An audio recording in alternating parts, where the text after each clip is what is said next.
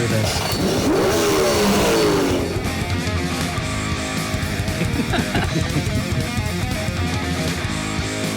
All right, V, you ready? I'm ready. Let's do it.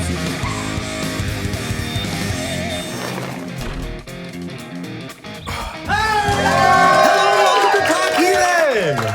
Today's December 22nd, 2019. Yay! It's season 3, episode 51. I'm Eric Murphy. I'm Vi La Bianca. Holy crap.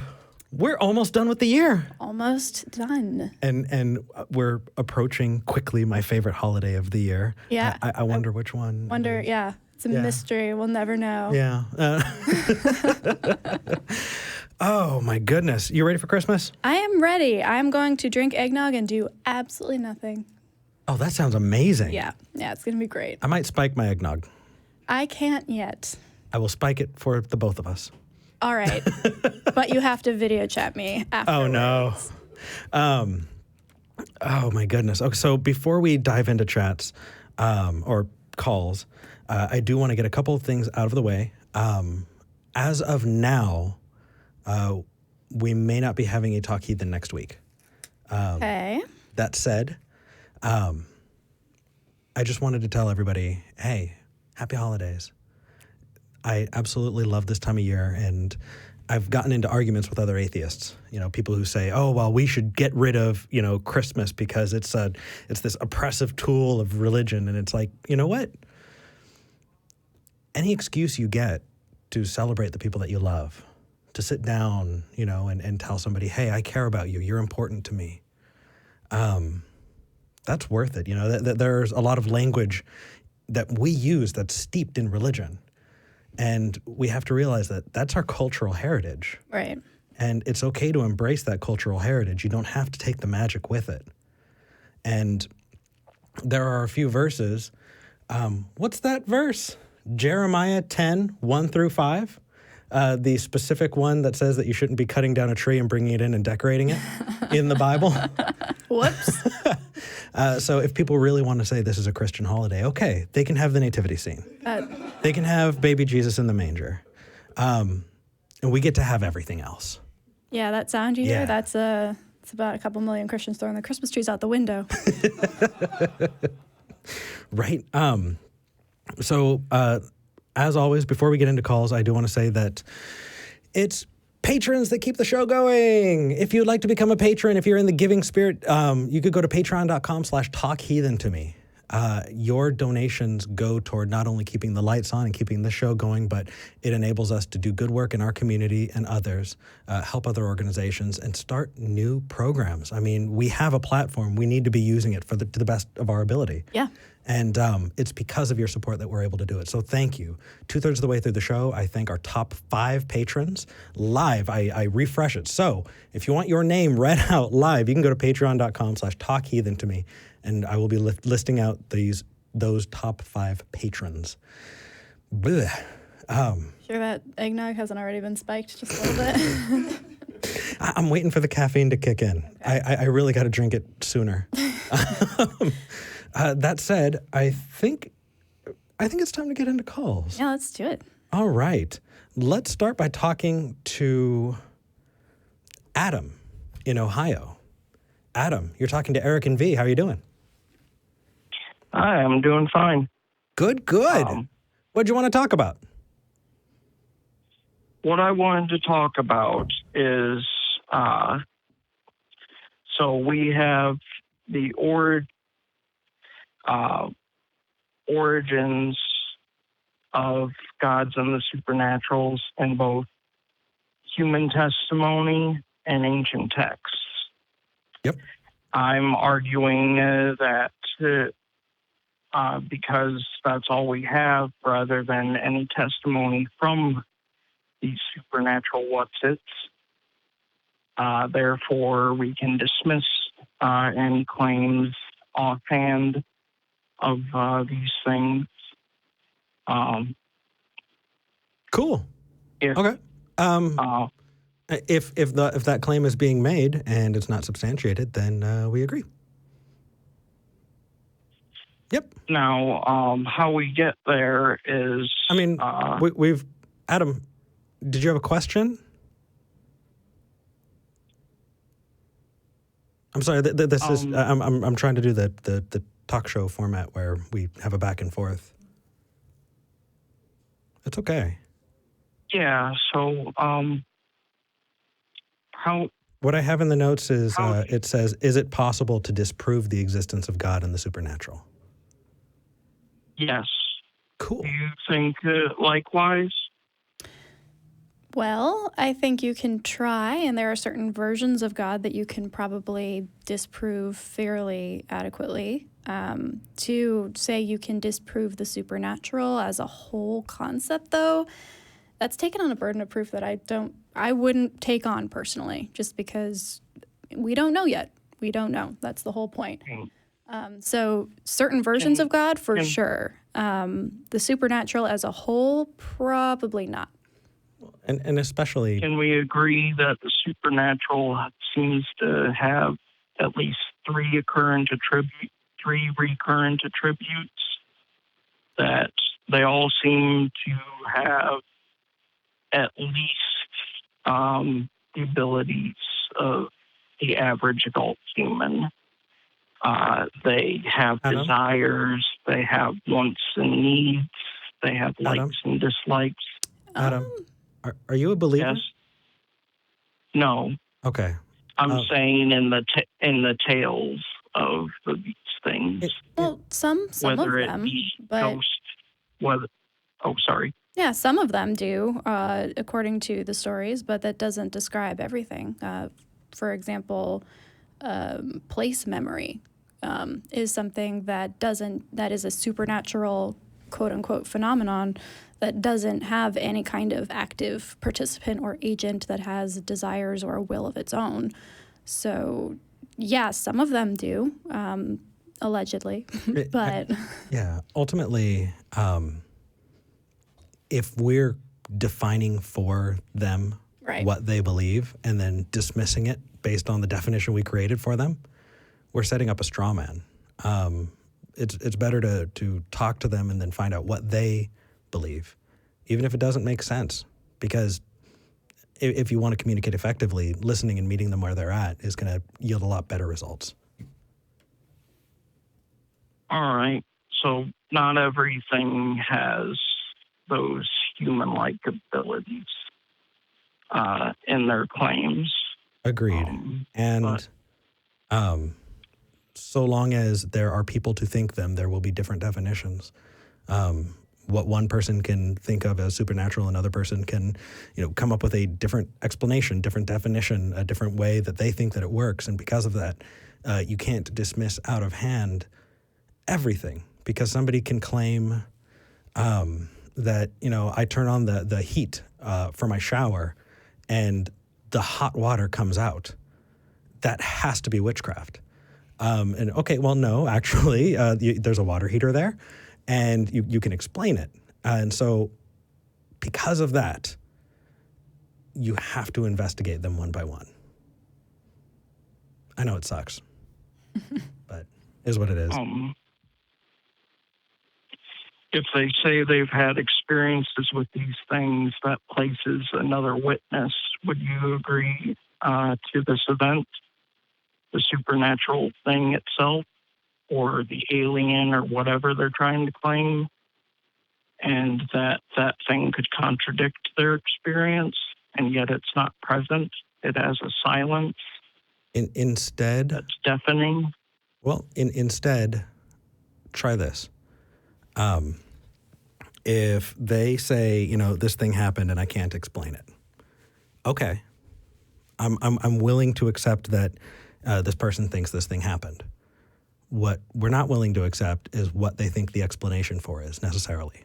And so if somebody says, I saw an event, somebody was miraculously healed, and okay, spontaneous remission happens and things like cancer, that there is stuff that we can't explain that happens. But when they say Jesus did it, that's when you go, okay, how do you know that is what the cause was? Where's your confidence there, and why is your confidence so strong? I'm saying that we don't need to ask them because they're saying Jesus did it. So, But then at that point, let's dude, get Jesus to give his word into it. yeah, at that point, you're just being snarky. At that point, there's no reason really talking to him. If they're not willing to engage in honest dialogue, there's no reason to jump in. It just creates a fight. But Yeah, I'm not meaning to do that. I'm trying to get them to see that if they're going to go all the way that Jesus is a person, then let's treat Jesus like a person who can talk for themselves. But they have to agree with you. They have to go along for the ride. Right. And if they're not willing, it's just what it is. Also, there are people out there right now who do say they are Jesus. So personal testimony of being the person and speaking on behalf of a person still isn't necessarily a good source of evidence. Yeah. Mm-hmm. Hope that helps, though. Yeah. Yes, thank you. Absolutely. Take care, man. You too. All right. Hermer in New York. You're live with Eric and V. How are you doing? I'm fine. It's an honor to be on your show. Aw, Awesome. yay. What would you like to talk about? I just want to share my beliefs. Okay. Hopefully, it could change your mind, I guess. We're absolutely open to that. What do you got? Yeah, so I just came across the Bible, and it pointed towards the story of Lot and how she disobeyed God, and then for having her head turned back to Sodom and Gomorrah. And it sort of took me because there was at times when I would have my head turned back, and I would feel like I would lose my touch with reality. Okay. I was realizing that God. So can I cut in here and ask you a few questions? Sure. You said you just came across the Bible. Have you never heard of the Bible before? Well, I took a break from reading the Bible because. Okay, you took a break, but you read it before. Yeah, I read it before. Correct. Okay, are you a Christian? No, I'm not a Christian, but I have some sort of relationship with God. Okay. So you're saying that a story was interpreted, right? You interpreted a story because Lot's wife doesn't. I believe. Hold on. The story happened. She doesn't get lost in thought. She gets turned to a pillar of salt. Do you think that she was literally turned into a pillar of salt? Well, she was consumed by the power, the glory of God. Okay. Which made her turn to a pillar of salt. Yeah. So just so we're clear, yes or no, was she turned into a pillar of salt? She was turned into a pillar of salt. Okay. God had respect to science. My goodness. I taste sweat. It tastes like salt. So you tasted Lot's wife? He respected the outside force of a sun, and he took that respect of science and turned Lot to a pillar of salt. No, he turned Lot's wife into a pillar of salt in the story, not Lot. Lot went on to sleep with his daughters. Lot's wife. Yeah, I was in the moment, so I meant No worries. Lot's wife. That's okay. Okay. So let me get this right. You read a story. You think it's true. Yeah, it's not turned back. You read a story. You think it's true. Do we have experience of seeing people being turned into salt before? And it was passed on from generation to generation. People don't have their heads turned back. I found many atheists, Hermer, are you listening? if their heads are Hermer? turned back, they Hello? don't usually have Hey, buddy. turned back. Hello? Hey. On this, No worries. It's okay. So, question. Do people get turned into salt? Is that a thing that can happen? Like, I can jump off my balcony and, I won't fly, right? I'll fall. to sort of prevent destruction, just like there's no kings and whatever in the U.S. to prevent destruction. That's why probably it doesn't happen. People don't turn into salt, but I taste my sweat and it tastes like salt. So probably the traces of, you have to, follow traces of evidence. I could surmise that there was a supernatural science in the Bible. So God had respect to the Bible, and if you turn into the book of 1 Timothy, it says any oppositions to science is falsely called knowledge. Read the Bible, King James. I read the Bible, dude. Why don't you ask before you assume something, yeah? Well, I'm just saying, I don't know. I don't know. I don't have supervision or whatever to know if you read the Bible. No worries.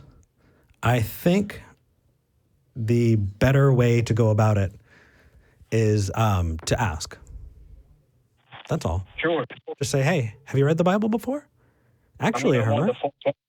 Yeah, I've read the King James, NIV, and ESV.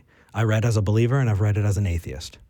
Well, I know sweat tastes like salt. I'm just saying, I spoke with tons of people, and they said their sweat tastes like salt. So God has respect for science in some shape, form. Hello? Hello? Can you hear us? Yes, still here. Okay. Can you hear? I spoke with other people, and they said their sweat tastes like salt. Right. Now, can I ask you a question? There's no time for that. So, Sure. Okay, cool. So how do we know that our sweat tastes like salt because of Lot's wife, as opposed to people realized that their sweat was salty, and so then they made up a story about someone turning into salt? No, but God had respect to science, so he just didn't put baloney in a book. God had respect for science? If your sweat tastes like salt, that has to do with science. Oh, okay. How does that? I taste my sweat, it tastes like salt. Hermer, you are my Christmas present. Thank you. Sure. There are so many places that I want to go when it comes to talking to you about this, and there's so little time. So first, V asked you a good question, and the reason it's a good question is because we're talking about a causal... Hold on, Hermer, can you listen for a second, please? Let me finish. Sure. Thank you. Sure. It's all good.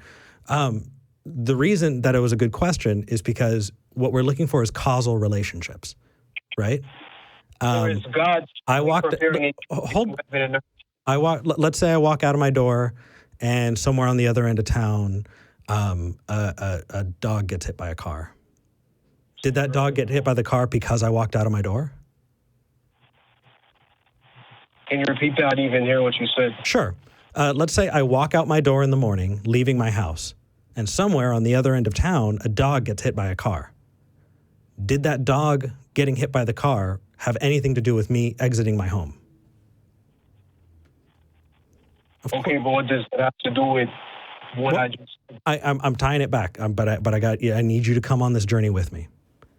Does me leaving my house have anything to do with something going on at the other end of town? So what's your experience in life? Do you have your head turned back? When you're walking in the street, do you ever have your head turned Hermer, back? are you going to listen, or are you going to wait your turn to talk and just talk at us? This is a conversation. I'm asking you a question. I just want to know if any of you or the one next to you, what's her name? My name is V. I'm assuming you're talking about me. Sure, but I just wanted to know, do you have your heads turned back in the street? When you're walking down in the street, do you have your head turned back? No, that sounds dangerous. I need to be looking where I'm going. Yeah, and the Bible goes against it. Am I right? Hermer, you get the right to talk after you answer the question. There are tons of people who see me and they claim you're on hold. Hermer, I don't know if you're still talking, but I hope you're not, because nobody can hear you. I put you on hold. And I put you on hold because this is not your show. It is a privilege to come onto here. And that privilege means we have to work together to have a dialogue. And if we're not working together to do it, it's a waste of time. And so talking over and trying to insist on a thing and then not even taking the time to talk to us about it is going to get us nowhere. And we might as well move on to the next call. So I'm going to take you off of hold, and I'm going to ask you if you're willing to have a dialogue with us. Hermer, you're back. Are you willing to have a dialogue with us? Sure. Fantastic.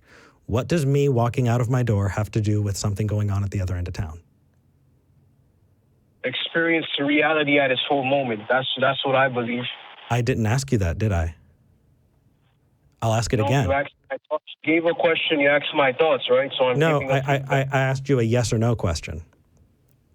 Okay, yes. Okay. I guess it doesn't add much to what you do. So it does not have much to do with what I'm doing? right? A dog getting hit by a car on the other end of town has nothing to do with me exiting my home or making coffee. You're expressing your concern on some shape, form, or fashion. I'm not expressing my concern about anything. I have no idea that happened. It's just something else that happened at that time. Atheists, their light is just shut down. That's how it is with atheists. When they You're on hold again. Hermer, do you understand how incredibly rude it is to just assume telling us how we are? Ask us. You actually have atheists on the line. You're back. Do you understand how incredibly rude and condescending that is? Rude and condescending in what way? I just read something from the Bible and I'm sharing my thoughts. You said atheists, and then we're going on to make broad generalizations about a group that, I mean, I can't think of anything except the God question that we all have in common. Yeah. Okay, but the story of Lot touched me, so I'm just sharing my thoughts. So Cool. I just want to know. Harry Potter had an impact on me. Does that make Harry Potter true? But God has I watched Star Wars, and I absolutely, it changed me. It was science fantasy, wizards in space, Hermer. Does that make Star Wars true? I mean, it's Star Wars, but I brought up science, so I don't see atheists strongly support science. I agree that skeptics use the scientific method to determine things around them. I don't have none of science. That has nothing to do. Dude, I want you to go back and listen to this call. I want you to go back and listen to this call because what you're doing is you're talking at us. You're not talking with us. And we can't have a dialogue that way. You have two atheists here. You can share your thoughts somewhere else. You don't deserve this platform, dude. Okay, what's the point? What's the point of you call? Okay, I'm calling to share my thoughts. I just want to know. Sure. I just want to know. And we want to talk to you about them. I'm just saying based on my experience. Okay, cool. I don't have my head turned back. That's all. That's all I'm saying. Okay. In the Bible. I really wish that you'd have more than that to hang your beliefs on, dude. Because I gave you an exact analogy. I said Star Wars was meaningful to me. And because it's meaningful, it's true. And if you reject that, then what you're doing is you're rejecting a line of reasoning that you're presenting. I'm giving you an example of why what you're doing doesn't work. Okay, what is your thoughts on science? What is your thought on science? I gave you an example, Hermer. I need this to sink in. I gave you an example of why what you're doing does not work. Do you understand that? Your reality in some shape, form, or fashion. Goodbye, Hermer. That's how Merry Christmas. But science. But science. And salt. I have a note for the back. If we can name this clip, I tasted Lot's wife and it tastes like sweat. I would sincerely appreciate that. Thank you. Anyway. We've gotten the thumbs up. We're good. Teddy in California, help me. Hey, how's it going, guys? Hey. Did you hear the last call? I wish I did it. I wish I did, but I did. The funny thing is we get mail from people saying, "Oh, well, you only pick Christians who don't know what they're talking about to have on the show," and yet we're just taking the people who call. Teddy, it says here that you're a believer, and I'm glad that you called. Well, this is an interesting thing because there needs to be a distinction made here. I wouldn't say I'm a believer in a Christian Judeo God.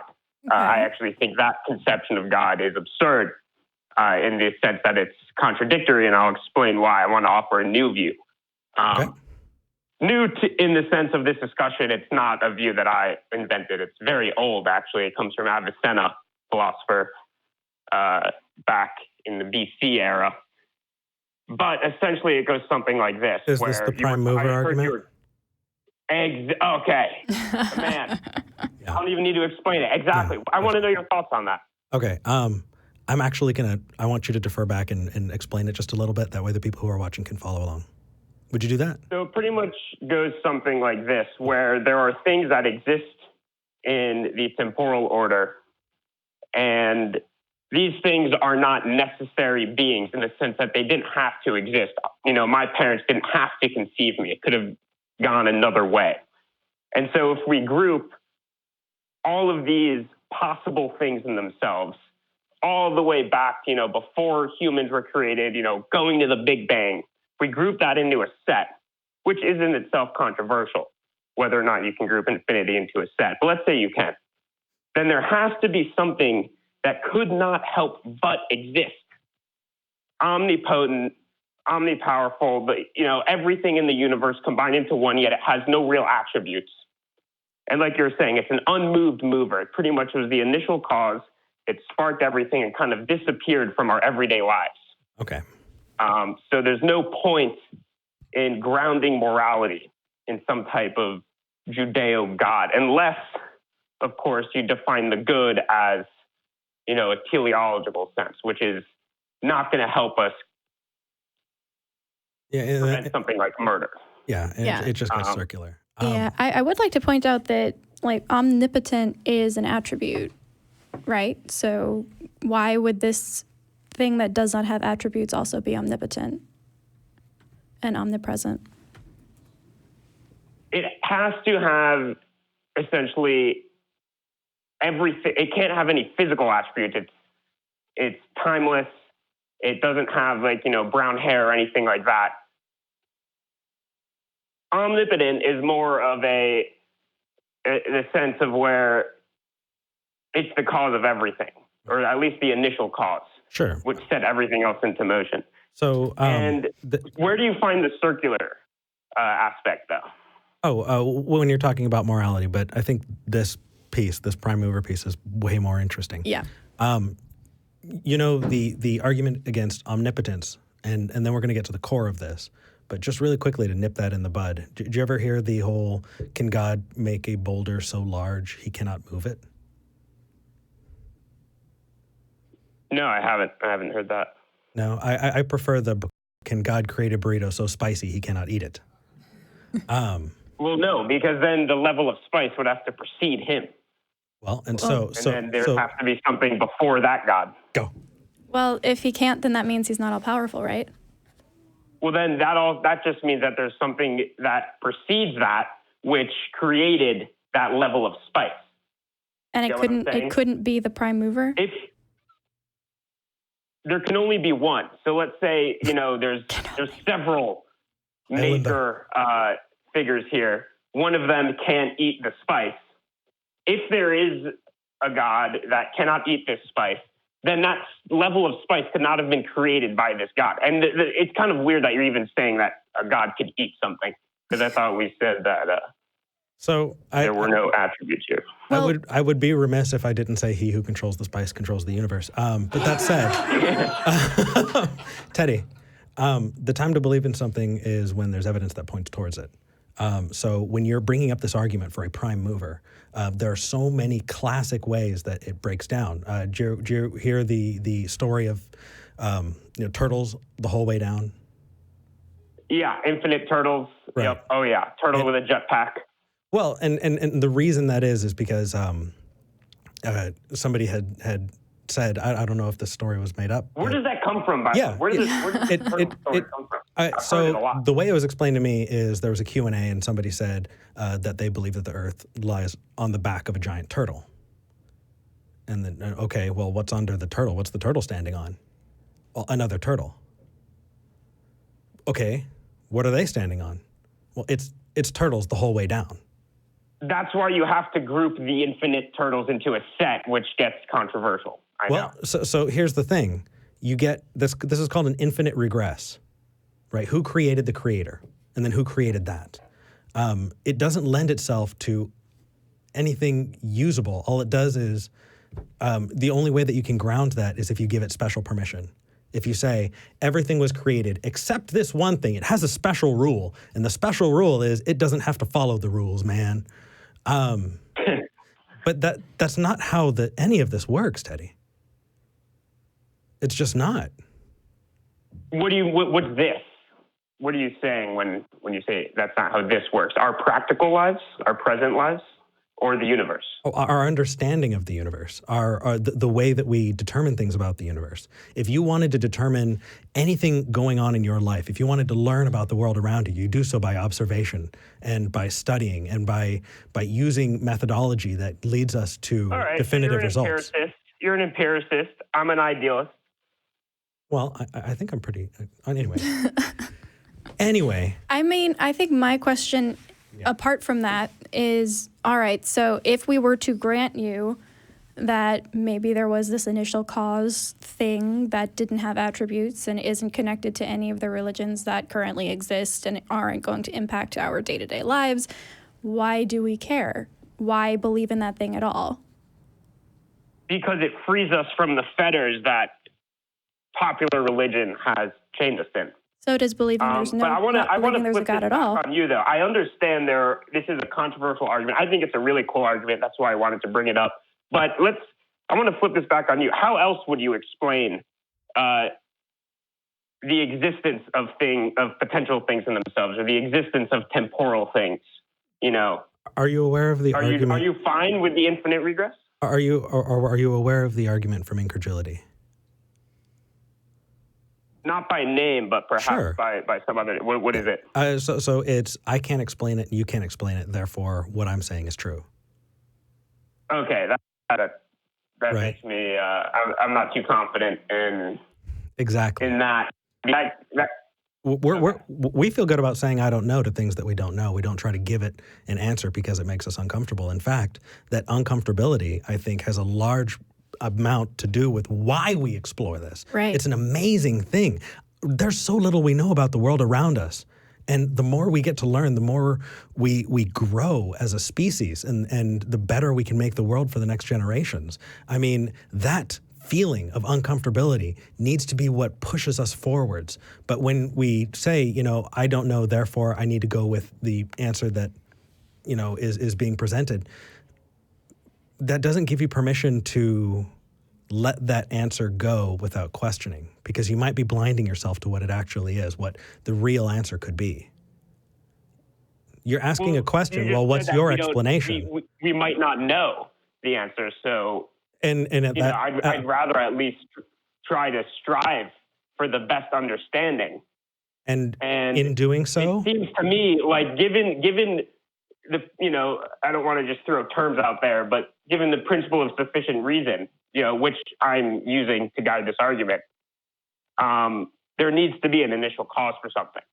The problem is if we don't have an initial cause or something grounding all of our potential things, then we have no reason to actually believe any of this exists. Okay, I know that's a spooky thing to say. No, it's not true. It's an unfounded assertion. You're gonna walk right into a precept trap with that logic. We're here to save you, Teddy. It's gonna be okay. Yeah, we're good. Go ahead. I don't know. I'm just kind of curious because you say the reason that you believe this and the reason people should believe this is that it frees us from the fetters of the religions that claim they know more than that. But my counter to that would be we're not believing in any God at all, and that's actually giving them less ammunition than your argument, which is there was a God or a creator or whatever this prime mover was. You're already granting them that, and they're going to take that and run with it. So if your goal... God is a weird term for that. It's a God-like figure. Okay, okay, that's fair. And in terms of freeing, being free from organized religion, that's more of just what I see as a friendly consequence of this position. The reason, I'm not a dead believer in this argument. I think it's cool.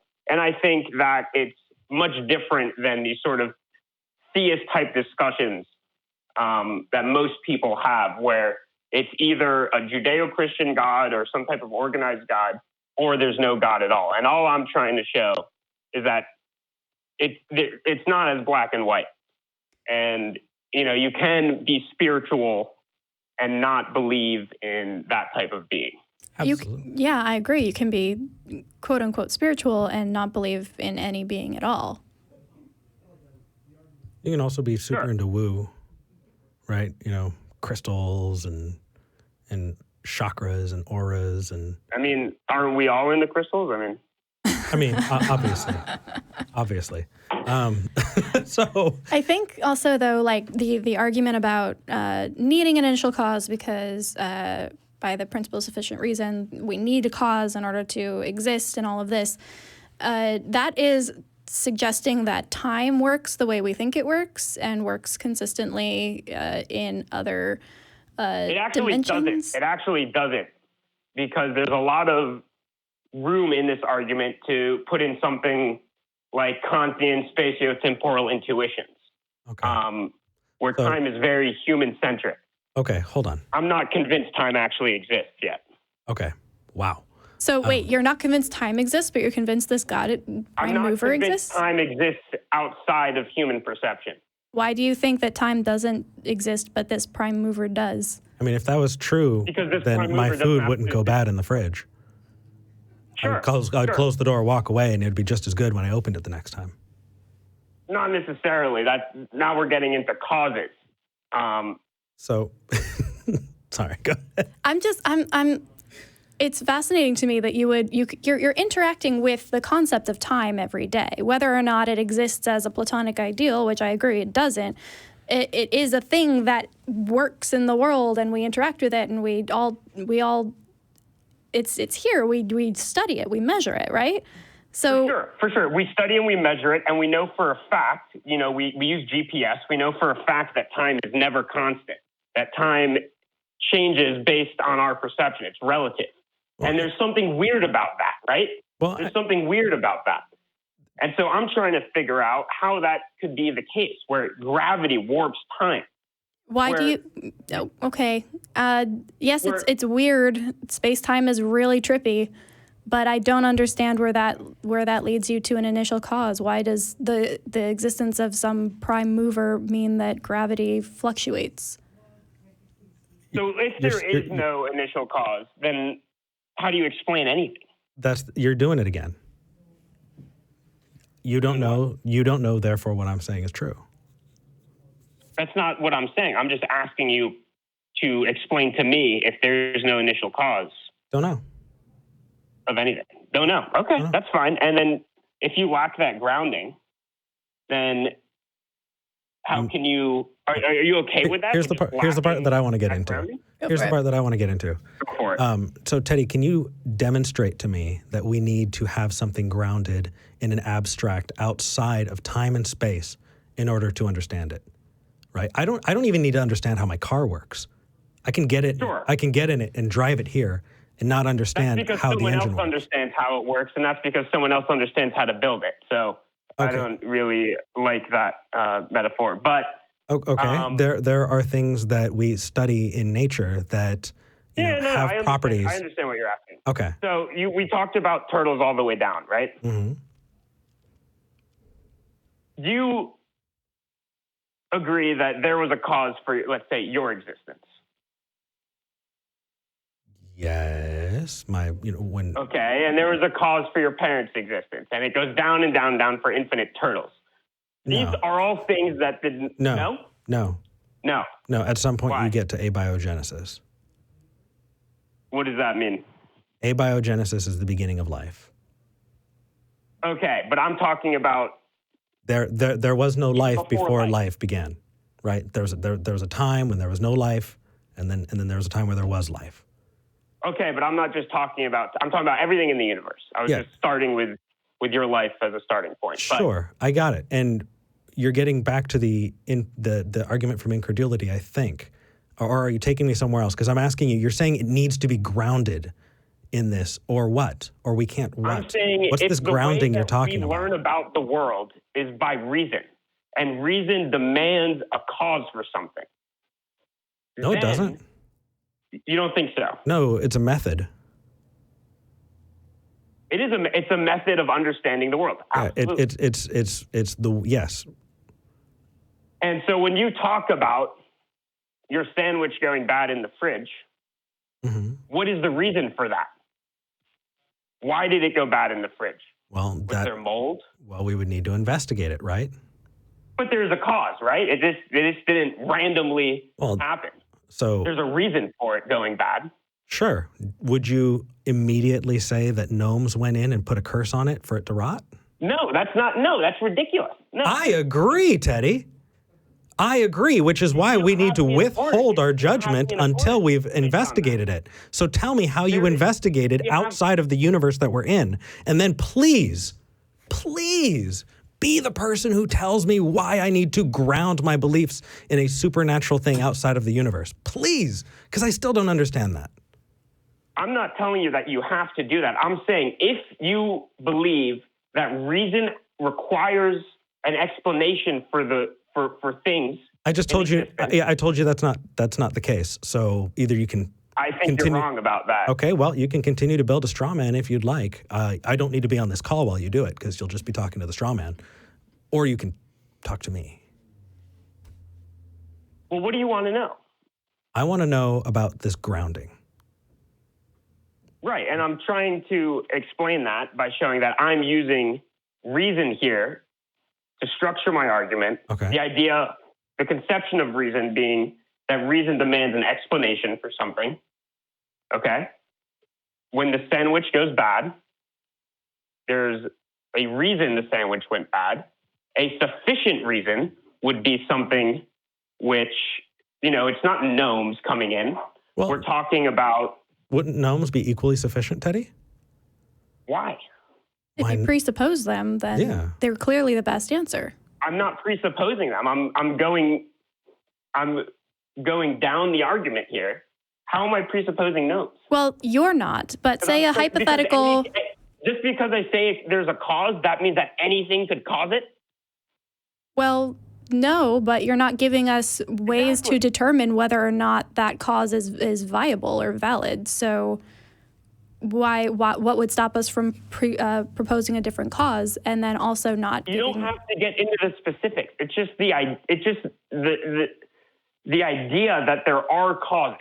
Causes are important for explaining. I agree.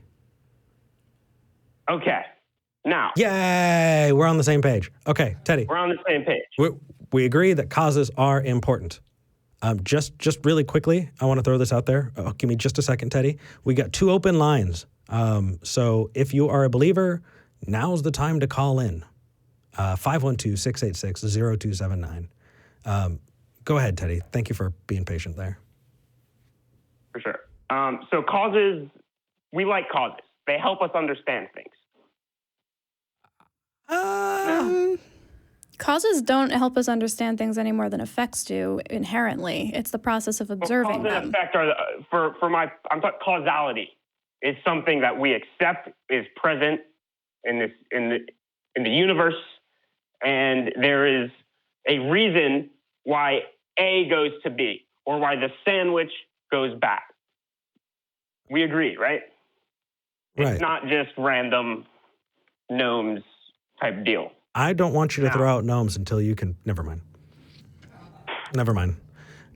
Teddy, the reason I brought up gnomes is because I think that is a sufficient cause, and I'm trying to use that. Why, though? Why is an omnipotent God sufficient to create a universe? That is the best explanation. And gnomes. You're using inference the best explanation to say that gnomes are not the cause of the sandwich. Given the restrictions on the way we perceive the world, that we are temporal beings, we don't live very long, we can't see very far. Yeah. The best we can do to understand these very fundamental things of the universe is develop sufficient technology.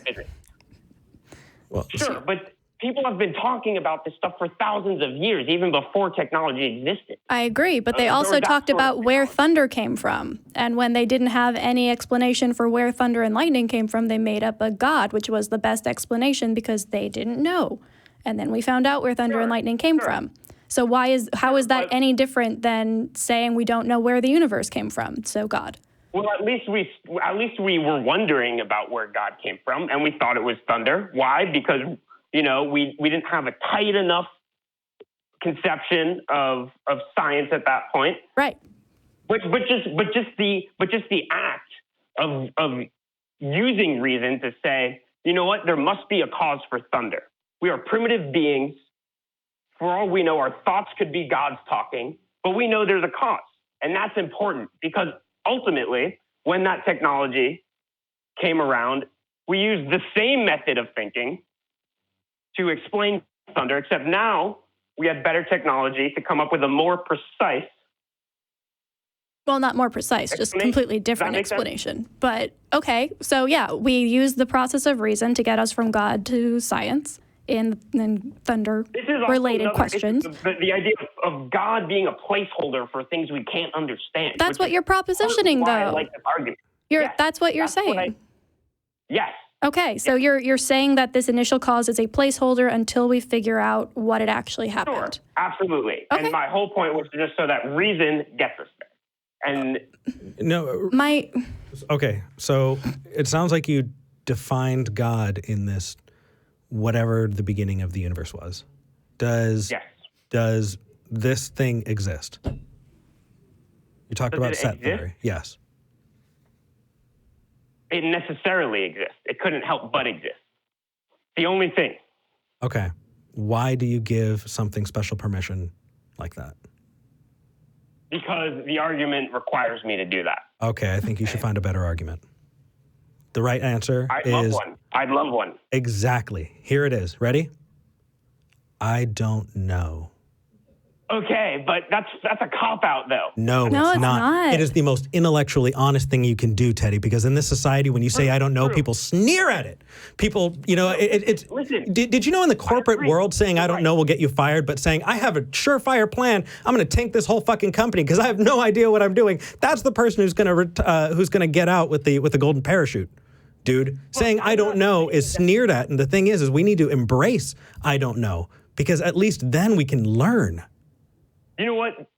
You are 100% right about that. I love that. But all I'm saying is there's value in striving to understand things. I've not once in this conversation said, if you don't believe this, you are stupid, you are wrong. I agree. All I'm saying is this is an alternative to normal theistic discussion. And it's interesting to me because I do think that there is something convincing in this argument about initial causes. But in this conversation, you've already said that you just define it as a thing that you don't know, but whatever it was that created the universe, that's what you call it. You've thrown out things like omnipotence, which I think completely refutes your statement that you're just defining it as this thing that you don't know. No, that's just semantics. That's just semantics. Okay. If it's an initial thing and it's the cause of everything, then yeah, it has to contain all that power. But let's just get beyond this. I think we both agree that there is value in saying I don't know about these very fundamental questions because anyone who says they do know has something wrong with them or they're trying to deceive people. Part of the problem with religion, and two, that all I wanted to do is put out a controversial but cool argument that goes against the grain of normal theology. That's it. I appreciate it, and I think that the more you investigate, the more I'm hoping you'll start to stick to the methodology that gets you there, and instead of what exactly that is. It kind of frees us up to question our beliefs. While it's interesting, I don't think that it's... number one, it's not showable. Number two, it uses special permission. It uses the argument from incredulity. It shuts down exploration because, hey, what do you know? Therefore, it's true. This is a bad argument. It doesn't shut down exploration because we just both admitted that we don't know about this, yet I made an attempt to strive to explain it. And I will readily admit there are a lot of problems with this argument. Right. And nonetheless, and you would be that golden parachute person that I gave you in my analogy. Don't be that guy, Teddy. Don't be that guy that would rather give the wrong answer than no answer. I just said I would not. I'm just offering this for thought, for striving. Got it. I'm not giving it out as an answer. Okay. Okay. Well, we're also talking with an audience. For Fair those enough. of you watching at home, don't be that guy. Teddy? Don't be that guy. Teddy? Thank you for calling in. This was fun. Thank you. It was. Good stuff. Good stuff. Bye. I think I do want to also clarify, when we say I don't know is a perfectly acceptable answer, we mean it's a perfectly acceptable answer for now. We're not saying that I don't know and therefore I'm going to give up searching or looking or investigating. It's not a lazy answer. It's a necessary answer to get us to that next step where we do start to know things. Exactly. Yeah. You know, it's funny, when I was a kid, I thought, well, we just know, you know, humanity has already figured everything out. You know, so when I was a kid, I would go to the library and I'd see these shelves and shelves and shelves of books. And I thought, anything that I want to know, if I just find the right book, I'll know the answer. Mm-hmm. And later on, when I learned that authors can be wrong, that they're just people, and that there are way more things that we don't know than what we know, it was scary. It was really scary. And yeah, you know, you don't get that comfort when you have an explanation like that given to you. But that discomfort moves us forward. Right. So anyway, who would you like to talk to next? Let's talk to Nimclow in Norway. Ooh. How do we say your name? Nimclow. Sorry, it's not actually my name. I use it on Discord. Okay. Hey. Yeah. Nice. I think, but most people I talk to there are decent folks. But you know, I never know if anyone will. Any of them will try to dox me if I use my name. Like they know I'm Norwegian, that I'm 25, and that I'm male, and that's it. And I like to keep it that way. You know, in case they're watching. Okay. Well, Nimclow is perfectly fine as a name. So what can we help you with? So I'm an atheist, and I have been on various debate servers and, you know, talk to theists and stuff. Mm-hmm. And I had a quick question about absolute certainty that I hope you could help me with. Mm-hmm. Sure. What's up? Also, sorry if I'm mumbling. A bit nervous. Anyway, Yeah, man. Okay, so the question is, I'm a big fan of Matt Delante and of you guys, and I've heard you say on various episodes that, you can't really, you know, attain absolute certainty in the ultimate sense because, you know, hard solipsism and whatnot. But like, at the same time, isn't there instances where you can say that you do know for certain? For example, let's say that I was talking to a theist, and they asked me, "Oh, do you know anything to be true?" And I could say, "Well, for example, I know that I'm not your God because God can't lie, and I just told you I'm not God. So if I was God, I would be lying to you, and that can't happen." Or, you know, I know for a fact that I can't know everything. And I can't be wrong about that because if I was wrong, that meant that I did know everything, and that's paradoxical. So Okay. that part always confused me. Sure. So I'm not even looking at the chat, and I know, but somebody's going to say cogito ergo sum. What? I think, therefore I am. Oh yeah. That you recognize yourself as a thinking being, and while you may be dreaming, while you may be wrong, while you may be experiencing everything in a way that is absolutely untrue, the fact that you're going through it is indicative that at least you're there. You might be a brain in a vat. We might not exist. You can't really tell if you want to go that way. But cogito ergo sum, I guess. Other things are abstract concepts that we create, and when we apply the definition, then we can say it is what it is. Things like numbers. Mm-hmm. When we agree that an abstract concept, but again, those aren't factual things in the world. Those are descriptors and tools that we create to help us understand things. But when it comes to anything other than that, no, and we don't have a system to prove a thing true. we have ways to prove a thing false. But capital T truth is not something that we really have access to. Right. Right. So that's where the confidence levels and so on comes in. Mm-hmm. Yep. So hopefully that helps. We probably didn't give you anything new, but No. I appreciate that you took the call anyway, because I know you prioritize theists. I would like to, before I leave the call, I forgot to do this at the onset. I would like to compliment you on their hats. Those things are awesome. Thank you. Yay! Oh, Eric, by the way, real quick, What's up? or I'm going to try to be. I've been trying to get hold of you because do you remember EF?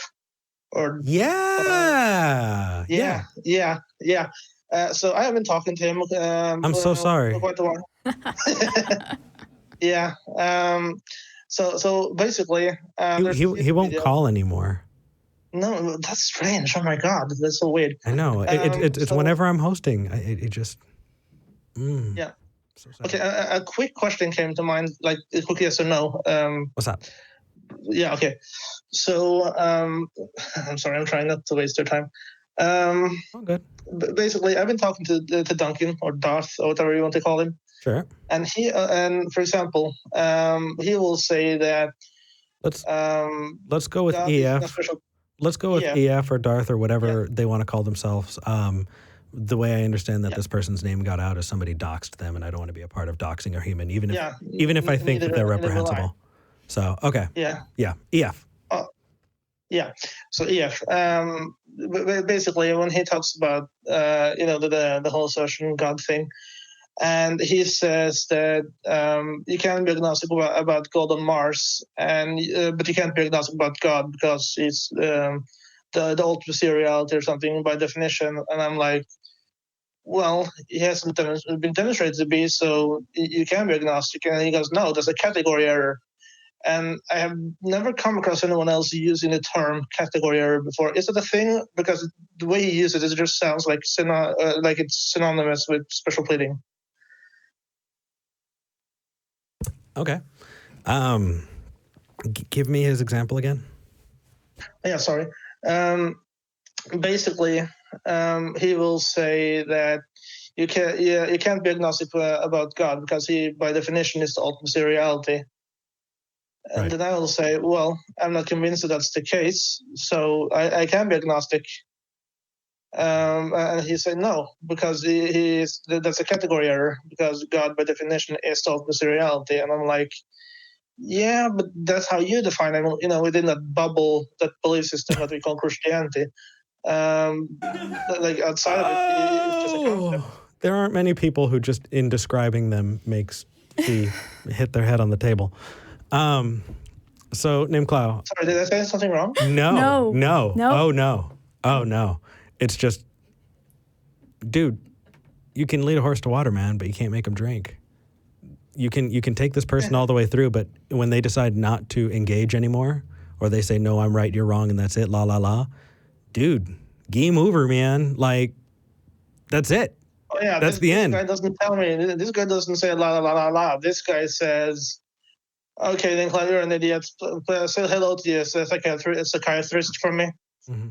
Yeah, it's bullying and name calling, and you know what? We take the high road. Oh, you haven't told me yet. We take the high road. Right. Because we need to be exemplars here, and we're going to do our best to continue to do that. And I wish you the best, man. Thank you. Spend your time on people, who you like to engage with, and if that's what you like to do, cool. If you're torturing yourself, please don't do that. I won't.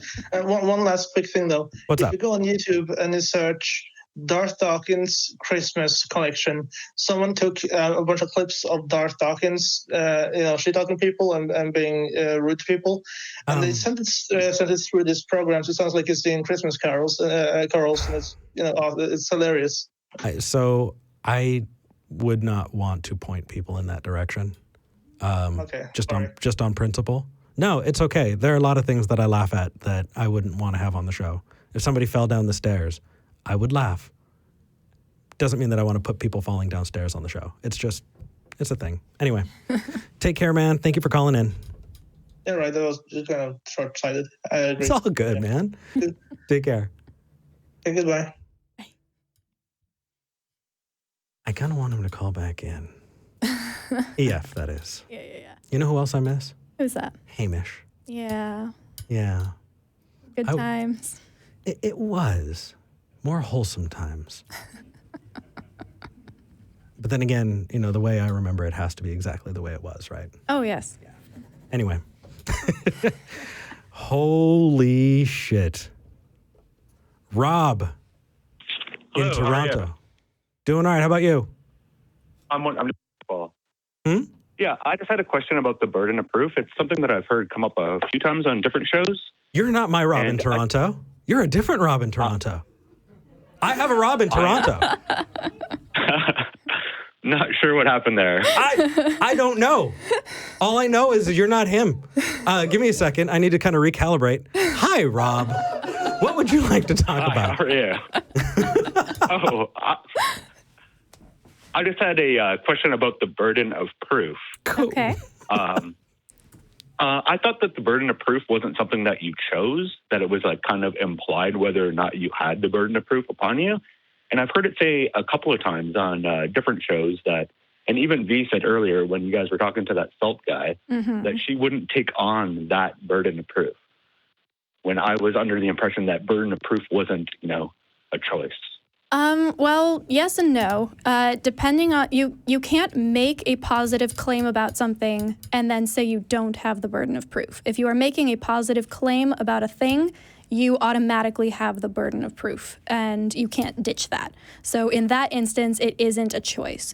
But you can abstain from making positive claims if you don't think that you have the ability to provide enough evidence to be sufficient. And what I'm doing in terms of opting out of that burden of proof is saying, I don't think I have sufficient evidence to prove positively there is no God at all. So I'm not even going to make that claim, and that absolves me from having to prove it. Have you heard the gumball analogy? The dumb ball? The gumball analogy. Gumball. I've heard two gumball analogies. Is that the one where you guess how many are in there? That one? Yeah. So I have on the shelf behind me, literally, I have a jar of gumballs. I can hear them. Right? If you were here and I'm sitting here and I've got Rob and Vi, and I say, Rob, Vi, tell me how many gumballs are in here. And Vi goes, is it odd or even? Odd or even, yeah. Right. And Vi says, It's even. It's even. You know that for a fact. Oh, yeah, for sure. Okay. Rob, do you believe Vi? Do I believe Vi? No, it's an I don't know. Right, exactly. You have to count them to know. Yeah, because if you say I disagree with you, you're not necessarily saying it's an odd number. You're saying we need to count the gumballs. Right. Gotcha. So let's rewind it. Sorry, go ahead. No, go ahead.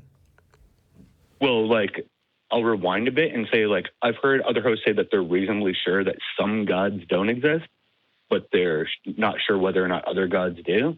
I'm not sure if you've ever heard the thing where an atheist is talking to a theist, and the atheist asks the theist, well, do you believe in Zeus? And the theist says, no. And the atheist says, well, disprove Zeus, and I'll just apply that to your God. Right. Yeah. So I was just wondering if you could have some clarification on what gods you were sure didn't exist and what gods you were sure, are impossible and which ones are possible, if that makes sense. Yes. Well, it's just human creativity gives us infinite, descriptions. It's basically me saying, hey, Rob, I want you to disprove an abstract concept, and I'm not going to tell you how the abstract concept works in my head, but you got to disprove it. Well, no. Right. For it to be taken seriously in any way, I actually have to tell you what it is, and I have to show you that it's useful. Then we can engage. Right. Everyone's going to have a different definition. Right. Everyone's going to have a slightly different definition of God.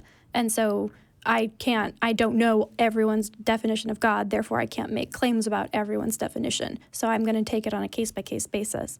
And the reason I call myself an atheist is because so far, every version of God that I've come across has not convinced me. Gotcha. So what would be a definition of God that you were unsure of? Because that's what I kind of got, that you were, strong atheist versus some claims, and other claims you were like more agnostic. Well, okay, so say there's a version of a God that is hands off, doesn't interact with humans at all, is undetectable, invisible, doesn't want a relationship with us, existed before but maybe is dead now. Some kind of deist concept of a God that existed or exists in just some other realm that doesn't even interact with ours.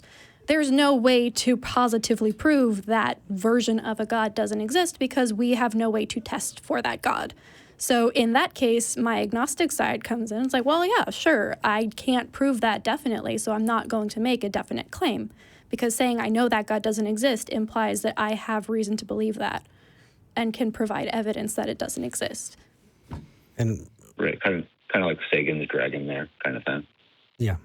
Well, and you when you apply that, we don't accept Bigfoot, right? We don't accept aliens. We don't accept gnomes or goblins or dragons until it's disproven. The time to accept it, the time to live in that place where you're going, okay, this is a real thing, is only when that proof has been given. And so if you are claiming a thing and you are unable to prove it, then I see no reason to accept it in the first place. And if I'm going to be internally consistent here, I'm not going to accept that as true because I can't. Right. That makes sense. Yeah. Okay. I think that pretty much clears it up. Just on one more thing. What's up? Does prayer violate the laws of physics because it has to travel faster than the speed of light? Like if God's somewhere and it gets to him immediately? So, I wish I could tell you I had not heard that before. I have heard that before, and I've heard it answered. Really? I believe it was a Muslim apologist who said that it's ferried by angels, and angels don't have to follow the rules. There you go. Well, clearly. That explains everything. Yep. Yeah. Right. Anyway, Rob, take care. Right. Thank you for I calling appreciate in. your time, guys. Thank you. Thank you. Thank you. Why even ask? Clearly it's angels. Duh. Basically. Yeah. All right. Kevin in New York. Wait, Hello. didn't we talk to Kevin in New York? It's possible. Kevin, are you the same Kevin? Yeah. Cool. Yeah. Welcome back. Well then. It's good to talk to you guys again. Long time no. How have you been, Kevin? I've been pretty good. That's good. That's good. Yeah. Yeah. Yeah, I want to give a shout out to my atheist friend, Bruce. Cool. What's up? Well, what I wanted to talk about today actually was the topic of near-death experiences. Now, the reason, in my opinion, why I believe that modern science hasn't completely come to understand near-death experiences is because they believe that what we understand as consciousness is a byproduct of the brain. But we should actually think of it as the brain mediates consciousness, thus proving a soul. Do you know what I'm saying? Now, there's a lot of reasons why I think this. I mean, because if you want to list what consciousness consists of, it's our individuality, our personality, emotions, so on and so forth. But and then it leads me to, that's why it's so easy for people to believe in God, is because it's as simple as having a mother and father. It's as and then when you trace it back to who knows when, we come to the question: is it the chicken or the egg first? Which we don't know. And with atheists, the problems I have with it is that the only thing that comes in context of the argument is the vast expansion of time. But I don't buy that either, because when you look at the complexity of things, going down to the most individual cell, which is more complex than New York City. Hey, dude. Has to be immediately in place, or our ancestors would have died. Kevin, this is buckshot at this point. You have hit us with so many things that are absolute. Pick one, please. Just pick one.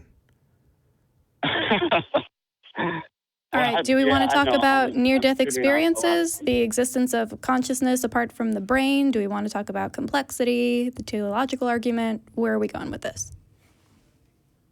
Well, going back to the first thing, near-death experiences. Okay, what is a near-death experience?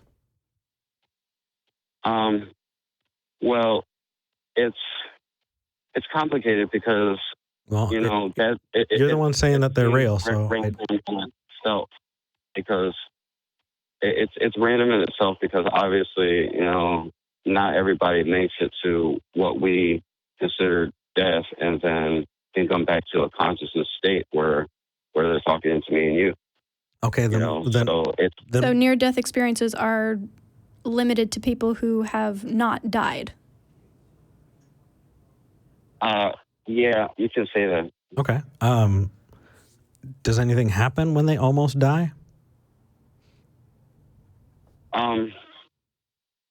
Well, some of what I told you, I'm not going to act like an expert on the subject, but no, I told you. I'm just trying to walk you toward the.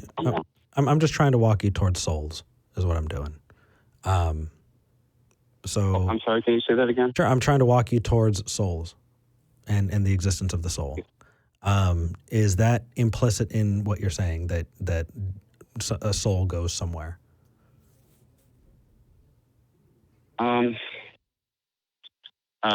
That's a very good question. I think that's kind of the crux of why people want to talk about near-death experiences when they call in. Yeah. Yeah. Is there anything interesting without that? Like, what do we got? Because if you want to say that people experience abnormal brain states when they're near death, okie dokie. I totally agree. Yeah. Yeah. Anyway, glad you called back. Oh, well, thank you. Thank you. Okie dokie. Ash in Nevada. You're live with Eric and V. How are you doing? Hey, Ash. I'm doing pretty good. Hi, Eric. Hi, V. Hello. Hello. Merry Christmas, first and foremost. Yay. Thank you. Are you the same Ash? Are you the same person that called into secular sexuality last week? That is correct, V. Yes. Hello again. Yay. Hi. Okay. What do we want to talk about? Okay, so I had kind of gone over this same premise with V. And Eric, when I saw you were on this week, V, no disrespect, but I know Eric has a very good track record of dealing with family matters like this, and I was just kind of hoping for a perspective for someone as well versed as you are. No pressure, right? Do you want to go over your no pressure at all. Do you want to go over your story super quick again, just in case people weren't watching the other show? I mean, Sure. If people aren't watching secular sexuality, what are you even doing with your Thursdays? Right? Yeah, and what are we doing? Yeah. Anyway, wait, hold on. Isn't there a soundboard piece for that? No? Okay, anyway. Ash, what are we doing, man? Yeah. What are we doing? Okay, sorry. Ash, go ahead. Vern, you're amazing. So I'll try to make the backstory as quick as I can. My sister and I, our mother was never around growing up. And due to circumstances, we had to wind up adopting her out to another family. Mm-hmm. And I was born and raised in the Mormon church. And I am a recently out trans woman. And my mother, bless her heart, she's a wonderful person, but she thought the best way to go would be to give her to a family within the Mormon church. Okay. And so I guess I'm at a point where I've officially started medically transitioning. Mm-hmm. Congratulations. Yay. And thank you. But, knowing the family and knowing the church, I have no idea how to just be, and still have her be a part of my life. Like, my fear is that if they find out how I'm living my life, they're going to take her out of my life. How old is she? She is 13. That is a very viable, reasonable fear. Yeah. And ultimately, those parents can. Try correspondence. You don't need to have a talk on the phone. Say, hey, I'm your sibling. I want to talk to you. I love you. I care about you. Whether you decide to respond or not, I need you to know that. That matters. And it takes a lot of small actions. It's not going to happen all at once, even though you want it to. Yeah. But taking it a piece at a time. Don't expect overnight that you're going to establish this relationship, because relationships are things we build over a lifetime. But start there. And maybe they don't reach out until they're older. But you got to say that thing, didn't you? You got to say, hey, I love you and I want to get to know you. And when they're ready, that's the time to connect. But trying to force a connection might cause problems. So my suggestion is correspondence. Break it down to those pieces that really matter. And from there, it's going to be on them to maintain that relationship. And at that age, parents do have a big, that's their responsibility, right? Until that child becomes an adult, their parents can cut that off. So, yeah, it really sucks.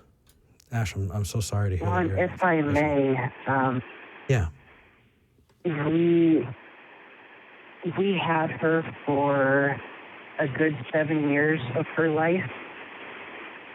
So we already have a good relationship. It's just that she only knows me as her brother, and being raised by the parents she is, and especially in the organization she's being brought up in, yeah, I'm just worried I'm going to lose all that for no other reason than I am me. And I have no idea how to combat that. Yeah. So we're probably going to need to take some of it off once the call is over, because there's a lot of static coming in the back when you're talking. But I do want to respond. One thing that I do want to throw out that we don't always do and we need to be better about is we're not therapists. We're not doctors. We're not medical professionals. We're just people. And that said, going through something like this, I highly recommend getting professional help, getting therapy, working with somebody. That way they can actually know your situation, you personally, and you might be able to work on a plan that works better for you or might work better in your specific circumstance. We can offer the best we can, but getting professional help is probably going to be a whole lot better because, like I said, we're not professionals. Sure. Yeah. But you're getting a shit ton of love in the live chat. My goodness. Ash, I'm glad you called in. I wish you the best. Would you be interested in calling back another time and letting us know how it goes? Maybe? Sure. I'd like that. And if it hurts, write a letter maybe. Something. We want to know how you're doing. Okay. All right. Take care. Well, thank you, Eric. Thank you, V, and thank you, the entirety of the ACA. You guys all do fantastic work. Thank you. Thanks for calling in again, Ash. You're welcome. Merry Christmas, guys. Merry Christmas. Yeah. Yeah, it's This is why we don't play around with the, well, what if God does exist? Let's just pretend it happened. It does until we can prove otherwise, because people take it and run with it and make this happen. Absolutely. So I see Andrew on the line, but I would like to take Andrew after we take Cam, or Cam, I think. Cam. So Andrew, hold on. We're going to get to you. Cam in Wisconsin. You're talking to Eric. Hello. and V. Hey. Hello. Okay, so the reason I called Yes. is I'm in a weird limbo between theism and atheism. Okay. Yep, been there. Yep.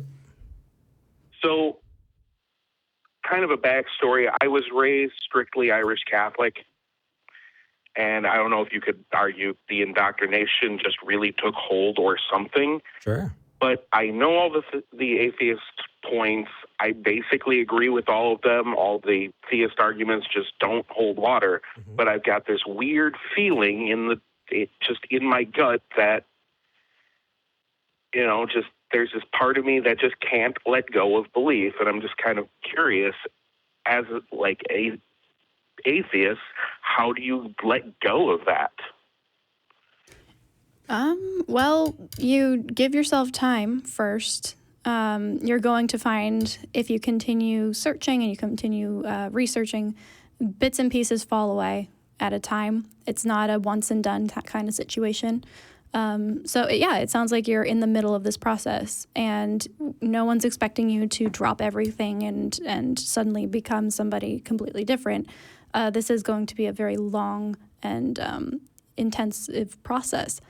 I am curious, though, what part of your belief are you clinging to, or do you find is hanging on more tightly than other pieces? Because maybe we can help with the individual piece that you're struggling with.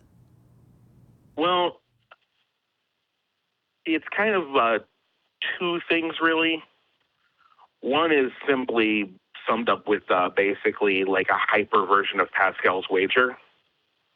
Okay. Where my brain overanalyzes things. Sure. And so the basic premise of Pascal's wager, if it were a true dichotomy, would make an extremely good point. But it's not a true dichotomy because there's multitudes of different religions with multitudes of different punishments for not believing, et cetera, right? Mm-hmm. Right. So, but then my brain has this gut fear reaction of, okay, one of those could be correct.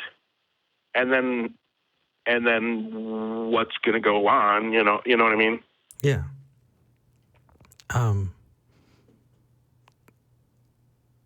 It sounds like you've already got the answer, dude. It sounds like you're there. But the fear still exists. Yeah. And it's kind of my point there. Yeah. Mm-hmm. I mean, there are still things that from being raised Christian that impact me. Yeah. I mean, I'm 43 years old, right? And I kind of, through grade school, CCD, CYO, I did take a look at the Bible and say, okay, what I'm learning from science is not jiving with this. Science seems to have really good evidence, so let's just ignore that junk, right? And so I looked at Buddhism, and then I spent probably 15 years of my life as a Wiccan.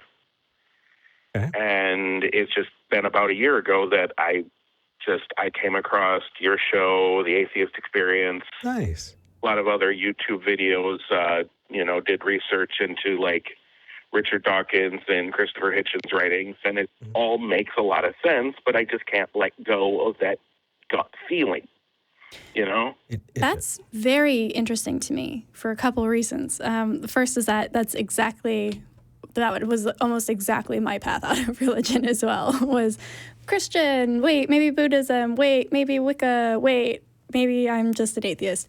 So like that path is one that I'm well familiar with, and I know many people do experience on that in that exact order. So you're not alone there. I'm also curious because did you have these fears while you were practicing Wicca for 15 years? Because that's not necessarily a compatible belief system to the kind of fears that you're talking about now. So I'm curious, did they come back after you started thinking about atheism a bit more, or how does that work? Wow, that actually gets really deep into kind of my whole philosophy of everything, which, if I can try to drill it really, really briefly, it's that the idea of a God, by definition, cannot be understood by humans. If it could be understood, it couldn't have all the omnis.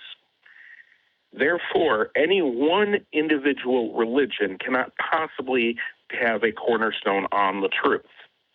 They all have a version of the truth. Kind of like if you drew kind of a rough S on the ground, but then you looked in the mirror, it could be a 2. Mm-hmm. Both of them, from a certain point of view, are the truth. So kind of like Obi-Wan and everything. Yeah, this kind of path is going to take you to what is it? Baha'u'llah. Don't do it, man. Don't do it. Assuming that they all have some part of the truth is giving them something that they don't deserve. They haven't gotten to the point where it's reasonable to assume that. When you look at the claims, if you're stacking your beliefs and what you understand about the world on a house of cards, that's bad. And you already know that. The fact that there are lots of houses of cards doesn't make it better. It's just a whole lot of crap. I'm completely agreeing with you on that. Mm-hmm. Cool. And that's where mentally I could consider myself an atheist. Rock on. Okay. But there's that emotional gut feeling. And that no matter how much I think about it, mm-hmm. it just in my heart of hearts, I cannot truly, honestly say to myself, I don't actually believe in a God. If you ask me why I believe, I have no clue. I have no reason. I have no rationality. Mm-hmm. Yep. It's just that there's that gut feeling. That's the indoctrination talking right there. Yeah. It's living in a society where the majority of people believe in a God. Of course that's going to rub off on you. Of course you're going to have trouble getting over that concept because every religion, almost every religion, not all, have that concept of a God, and it's baked into our society. It's baked into the way we say things and the words we use and the cultures and the rituals that we perform on the day-to-day. So yeah, emotionally, it is going to take you time to get to the same place that you are mentally. You're not in the wrong place right now. You're not behind. It's not bad. In fact, it's the most common. Yeah. You're not alone. And it's going to take time. But you're there mentally, and that's what's important. Because you wouldn't, buy a house because you had a good gut feeling. You wouldn't invest your money. You wouldn't give your money over to somebody who said, "Oh, no, totally. I'm totes my goat's going to invest this for you and everything's going to work out fine." If all you have is a gut feeling, you're not going to do it. But if I may give kind of an analogy, it's not going to be perfect, but an analogy nonetheless, okay? Years ago, I had a girlfriend. I had a gut feeling she was cheating on me. I had no evidence. I had no reason to believe this. She was doing whatever while I was at work. Everything was cleaned up when I got home. There was absolutely no logical indication that I should believe this. But it was still the truth, as it turns out. She admitted later. Can something coincidentally be true? Oh, absolutely. I get that. Yeah. Yeah, it's the same question we ask theists: is faith a reliable path to truth?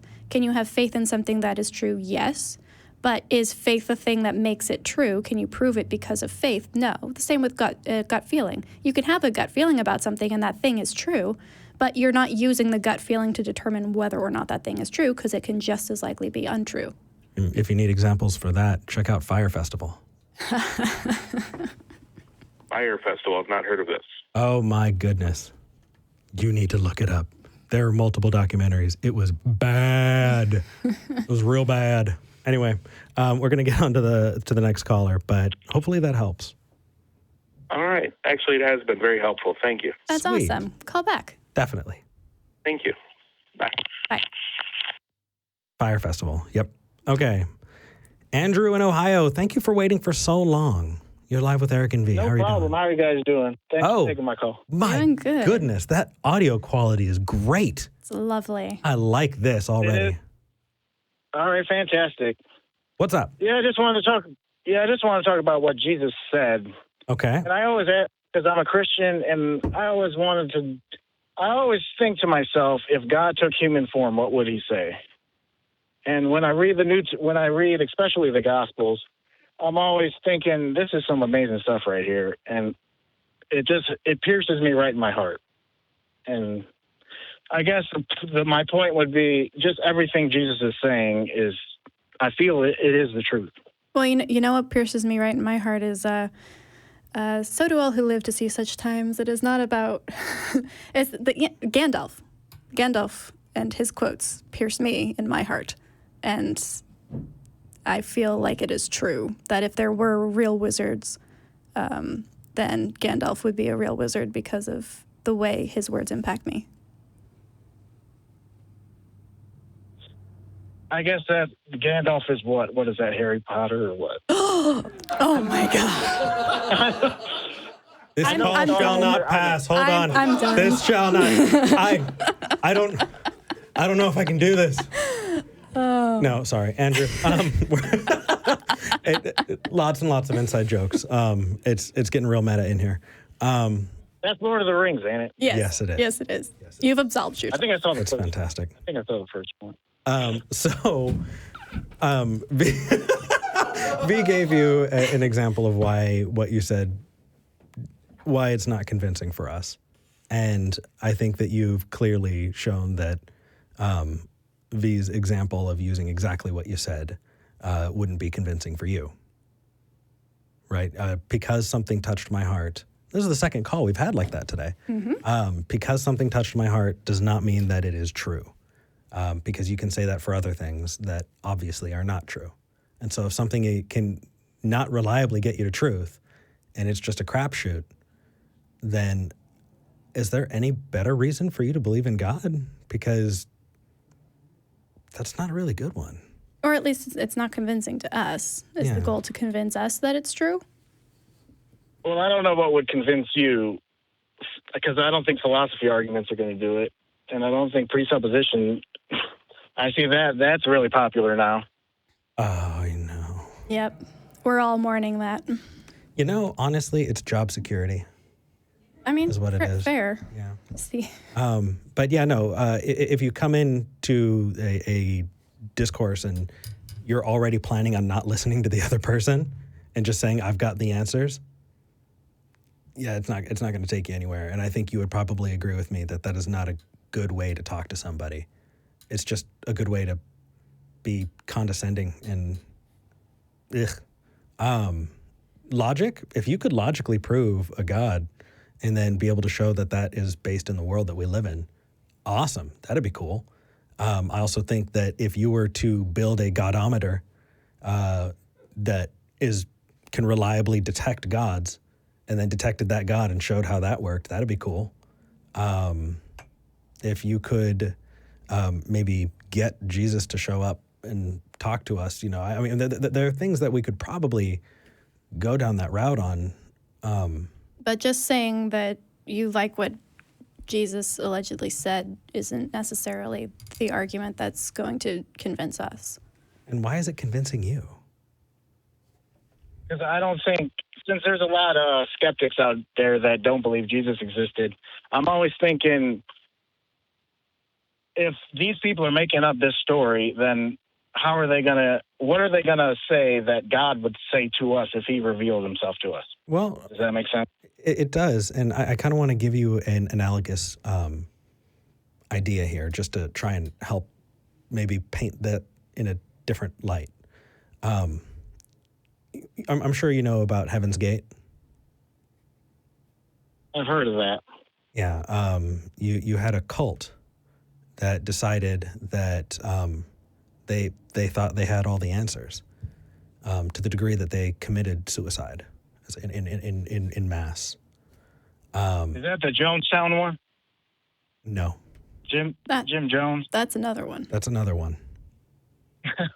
I know. People can take to the grave an idea. You're talking about the one in Waco. Nope, that's another one.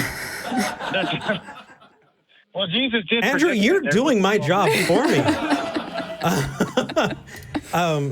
Well, Jesus did predict that there would be false teachers.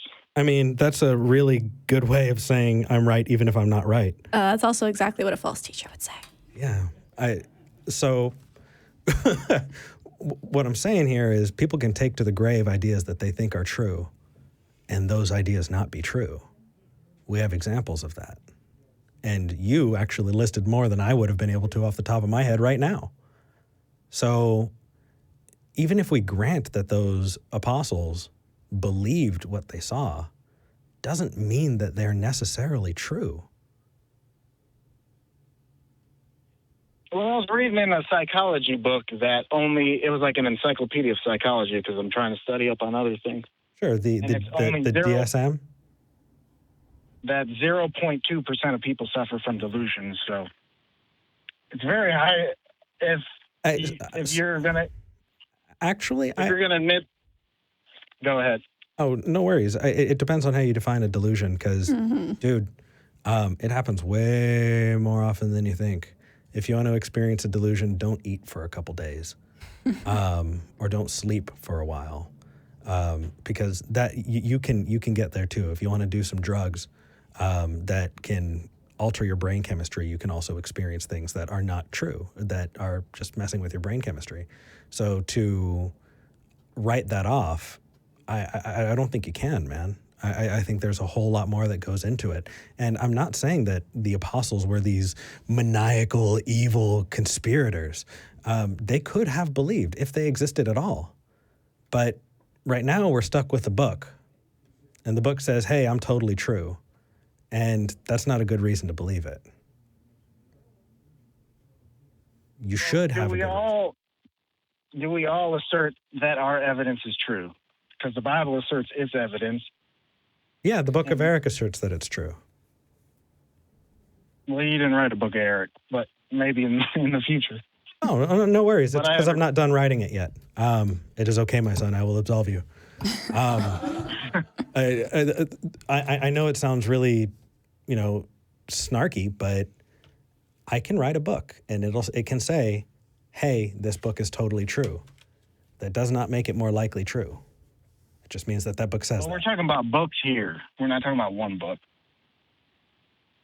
Unless you believe the Gospels are written by one person. Okay. So let's just not even fiddle with the small stuff. Does the idea of a compilation of books make it more likely true? Yes. Is it more likely true even if you find out that compilation of books was selected for more than once? Because let's take it. Islam is completely relying on Muhammad. Yeah. Would you rather have multiple eyewitnesses or one? I'd rather talk about your God and talk about Muhammad with a Muslim. So let's stick with you. Have you heard of the Council of Nicaea? Actually, you don't even have to. I believe 312 AD. Okay. Have you heard of the First and Second Councils of Trent? Is that the one where they determined the Bible? Mm-hmm. That would be it. But that's pretty amazing, don't you think? No, not at all. That's where we get one iota of a difference. Because it took 300 years to decide whether Jesus was of God or he was God. So hold on. If I write a book and it says that I'm right, and then people later on say, we like this book, but we're going to make a couple changes to it, and then it stays that way. Where along that line have you determined that what I wrote was true? Well, we have that. That's where we go with the manuscript evidence. The main what? Manuscript evidence. The manuscript evidence. Okay, so for that, I will, in my mind, be thinking, okay, I have this obviously fictitious book. It will say the same thing you're about to say. I'm going to need you to show me why your book is true and mine is not. What book are you? I'm asserting the Bible's true. Cool. So what are you asserting? Book of Eric.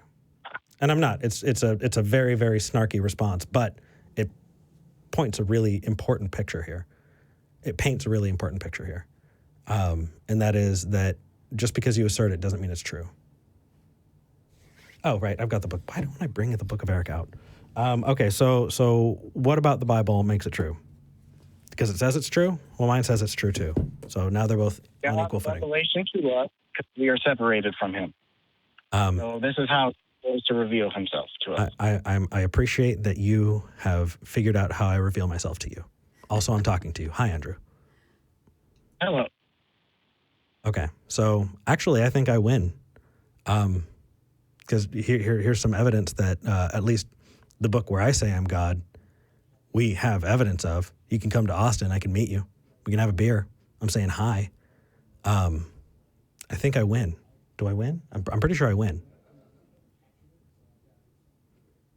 I don't understand your point. I guess why would God reveal himself to sinners, I guess, is my main question to you. I don't... Why? We haven't even determined that your God is a real thing, more or less whether or not it's a he. And then why? Then we're talking about its characteristics and what it would likely do. Why? You got to back up the idea that God exists in the first place. You're saying you're pointing to the Bible, and I'm saying, hey, cool, show me and tell me how you came to the conclusion that that's true. And I'm trying to use different tools to help show, okay, this might be a good tool or that might be a bad tool. You got to work with me a little bit, man. I know these are hard topics when we have not different really. views on the world. Actually, no. It just takes time, and it takes a dedication to wanting to know what is true and following the evidence wherever it takes you. Exactly. I agree. So, are you an atheist now? No. Oh, okay. That would have been too easy. Right. It would have been a Christmas present. Andrew, Yeah. I'm sorry this conversation went nowhere. I feel like it went nowhere. No, here's what's happening. I mean, I'm going to level with you, dude. It is likely that someone is going to watch this video and say, I believe the Bible because it told me to. Right, there's a children's song, and I'm not going to sing it or else I'm not going to get it out of my head. Thank you. It is now in my head, so you're welcome. Appreciate it. That's not a good reason. Because it speaks to me, because I found something meaningful in it, is not a good reason. Because it's old? Is it all meaningful? Is the whole story of this 1,500 years that it took for all these 66 books, is the story compatible with what we see in reality? No. Show me miracles. Captain Sullenberger, the Hudson River, he crashed a plane, everyone survived. So you're saying that a plane cannot crash where everyone survives? That you determined that a miracle or the supernatural is more likely... When the media... Go ahead. When the media describes that as the miracle of Hudson, does that upset you? No. Words don't upset me. Well, you just said miracles didn't exist, so... Yeah, that is also true. The highly improbability of the Hudson River crash. What's the probability of people surviving a crash versus the probability of that God existing and intervening? Do you know? How did you make that judgment? Yeah, that would be an interesting calculation. Yeah. How highly likely is that God? What determines a miracle? What is life a miracle? That's what so funny story. We leave it to the believer to tell us what a miracle is. My functioning idea of a miracle is something that is explained, something that we don't know that's explained by the supernatural. The supernatural being something that is not in this world, in this universe that we live in. And I see no reason to think that there's anything that where do I even start? I don't even know. Yeah. So what is a miracle? Well, are you defining it as something that's super cool? Because then I'll agree with you. Something with a low probability rate? Yeah. Okay, fine. Things happen that have a low probability but still happen. Yeah, but I think you're trying to use that to point toward the intercessory nature of a God. And to do that, you need to determine how often that God intercedes. And show and maybe determine, hey, how do we know that God interceded here but didn't over there? Right? What does a false positive look like? Also, I could ask, why did they need to crash the plane in the Hudson in the first place if God was in charge of what was going on? Got into the engine. Yeah, he had no engine power, and he had to crash. He couldn't make it to He couldn't make it back to Newark, and he couldn't make it to Teterboro in New Jersey. Well, yeah, I know the story. I know why, but my question is, why are we attributing just the fact that nobody got hurt or everyone survived to God and not the fact that the plane crashed to God? That when it happened, I thought people would have been killed, and I couldn't believe, and it was shocking that they weren't. Okay, so things that are shocking and unlikely are miracles? It makes you think. I agree that it's interesting. It's also incredible to see skilled people in their jobs do a good job. And I think that it takes away from the profession that person obviously is really damn good at to say, no. You weren't a good doctor and saved my family member's life. You weren't a good pilot and saved all of these people. You weren't a good police officer, first responder. No. It couldn't be that somebody actually had skills that they used to help others. No, it has to be a miracle. I think it cheapens the entire experience, Andrew. My little brother did CPR on a camp counselor this summer and helped save his life. And the reporting from his Christian camp/college was this kid and God saved this person's life.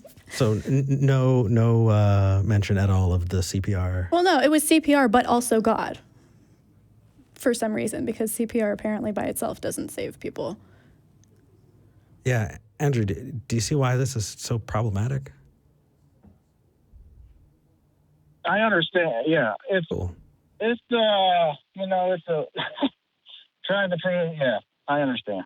Rock on. Well, I'm glad you do, and I hope that that it helps, and I would love for you to take time and think about it, because if you were to call back and say, hey, you know what, I thought about it, and I'm no longer convinced by that, but this is something that I'm convinced by. Yeah. We'll talk to you about it. I don't want you to go through your life with bad tools, and I want to try and sharpen what you have and give you the best tools to understand the world around you that we can. I think it benefits you everywhere. Because something speaks to me, because I really believed it, because it's old, those are things that people can use to sell you snake oil. Those are things that people can use to hurt the ones you love, to take advantage of them. I don't want that to happen to you. So hopefully by showing you the flaws in it, you might at least insist on better evidence for yourself. Yeah, this has been a fun conversation. So. Cheers. I really enjoyed it. Awesome. Good. Have a good one, man. Thank you. Thanks for calling in, right. Andrew. I'll see you next year. Yeah, new decade. It's going to be crazy. Yeah. Agreed. Happy New Year. Happy New Year. All right. Thank you. So, Matt actually came up to the glass. Oh, my goodness, yes. And he brought me something, a little gift from the UK. It's the Inner Circle of Atheism. It's a real thing shirt. I need to wear this. It's beautiful. It's fantastic. Thank you. That is really, really cool. I like this a lot. I'm not going to strip on stream, but I am going to wear this as soon as I can. That's neat. So it's almost that time. We've got to talk about our patrons just a little bit first. Yes. I want to thank our top 5 patrons. That's Charlotte Crum, Desert Heathen, Bethany P., Cully, and Kamal. It's because you help support us that we're able to do all of this. Thank you. If you'd like to become a patron, you can go to patreon.com/Talk Heathen to me. Look, this has been a really wild year. I don't know if we're going to do a show next week. I know that I've made a lot of amazing friends, and I've lost some. And I just want to say thank you. Thank you for being here. Thank you for joining us. Thank you for supporting what has become the best thing in my life. I want to thank the people on the other side of this wall. Thank you. Y'all are amazing. The funny thing is we'd get here and they're already here working. Mm-hmm. It takes so much to make this happen. And I feel so spoiled that I come in and pop in earbuds and sit on this side of the camera when the fact is there are way more people who are working on the other side of that wall than there are on this one. Mm-hmm. And it's because of you that we can make this happen too. So to those of you who don't believe, Merry Christmas, Happy Holidays, wherever you're at, whatever you decide to do. I hope that, if you get an excuse to reflect on the people you love, what you want, where you're going, to tell somebody you care about that you care about them. That's awesome. Anything else to tell the people who don't believe? Thank you for letting me into your lives a little bit. This was a cool year, and I'm excited for next year. Definitely. And for those of you who do believe, we don't hate you. We just think you're wrong.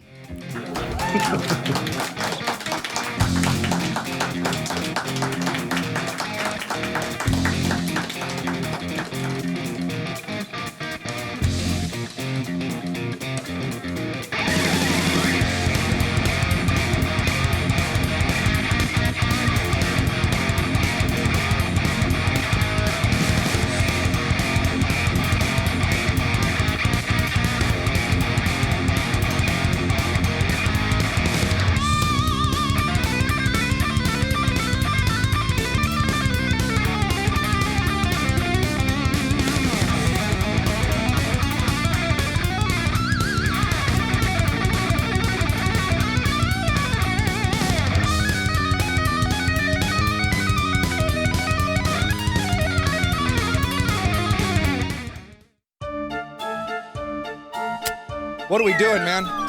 What are we doing? No, you're done.